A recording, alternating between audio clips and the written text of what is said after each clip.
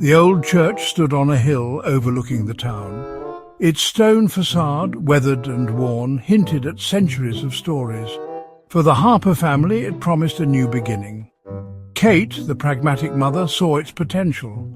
Stephen, her ever-optimistic husband, envisioned restoration. Their daughters, 10-year-old twins, Gretel and Laura, and their teenage sister Sarah, felt a thrill of excitement mixed with unease. The church was enormous, its nave echoing with emptiness. Sunlight, fractured by stained glass windows, painted the dusty floor in a kaleidoscope of colours. As the family unloaded boxes, a strange stillness hung in the air, broken only by the rustle of their movements and the distant cooing of pigeons. It was as if the building itself held its breath, observing the new occupants with silent scrutiny. "It's amazing," whispered Laura, her eyes wide with wonder as she ran her hand along a cold stone pillar. Gretel, usually the bolder twin, stayed close to Sarah, her gaze darting nervously around the vast space. "It's going to be a lot of work," Kate said, her voice echoing in the emptiness, but a smile touched her lips as she surveyed the space. "But imagine how beautiful it will be." The words held a note of forced cheerfulness, a flimsy shield against the unsettling atmosphere that pressed in on them. Days turned into weeks. The family worked tirelessly, their laughter and hammering echoing through the old church. Slowly it began to feel like home. Yet, beneath the surface of normalcy, a current of unease persisted. Strange occurrences plagued them. Whispers seemed to emanate from the empty choir loft. Shadows flickered at the edge of their vision. One evening, as Kate cooked dinner in the makeshift kitchen, she heard Laura's scream. Dropping her spatula, she ran towards the sound, her heart pounding in her chest. She found Laura standing in the centre of the nave, her face pale, her eyes wide with terror. "Laura, what is it?" Kate asked, her voice sharp with concern. Laura just pointed, her hand trembling towards the altar. "He was there," she whispered, her voice choked with fear. "A man. He looked at me." Kate scanned the area but saw nothing. "There's no one here, sweetheart," she said, trying to sound reassuring, though her own heart beat a frantic tattoo against her ribs. It was probably just a shadow. But even as she spoke the words, a shiver ran down her spine.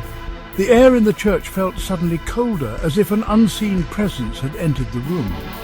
Laura shook her head, her eyes still fixed on the spot where she had seen the figure. He was real, she insisted, her voice barely a whisper, and he was sad. So sad. Days passed, and the family could not shake the feeling of being watched.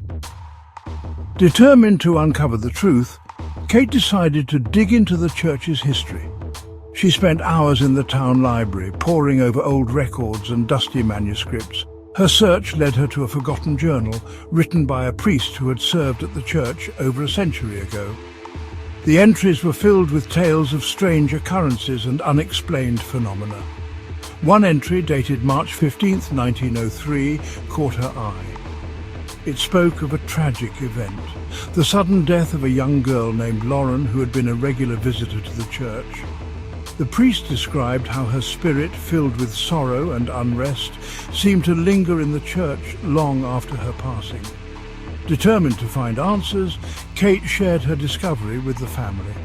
That evening they gathered in the nave, holding hands, their faces lit by the flickering lanterns. "Lauren," Kate called out softly, her voice echoing through the empty space.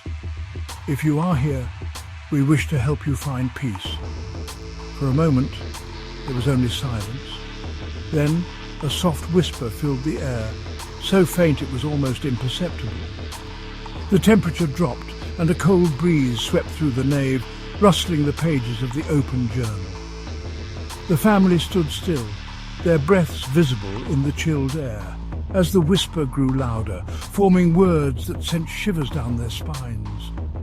"Find the locket," the voice whispered, filled with an aching sadness. "It holds the key." Kate's eyes widened with realization. The family exchanged glances, their resolve hardening. They knew what they had to do. They would find the locket and uncover the secrets it held, hoping it would bring peace to the restless spirit of Lauren.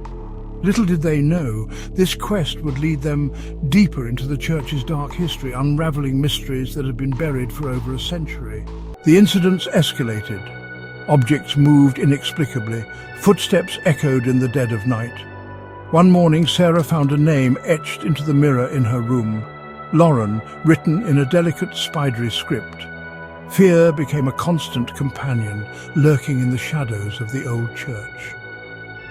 Then came the night the ghost made its presence undeniable. The family was gathered in the nave, illuminated by the warm glow of lanterns. Stephen was reading aloud from a book of local history, attempting to distract his family from the growing sense of unease. Suddenly, the lanterns flickered and died, plunging them into darkness. A collective gasp escaped their lips. Then, a cold blue light emanated from one of the stained glass windows, casting grotesque shadows on the walls. The window depicted the ascension of Christ, but now the figure of Christ seemed to writhe in agony, its face contorted in a silent scream. Standing in the center of the cold light was a figure, tall and gaunt, its form shifting like smoke. "Who are you?" Stephen's voice was a shaky whisper, barely audible in the oppressive silence. The figure turned, its face obscured by shadow, and a low, mournful wail echoed through the church. A sound filled with an unbearable sadness that seemed to claw at their hearts.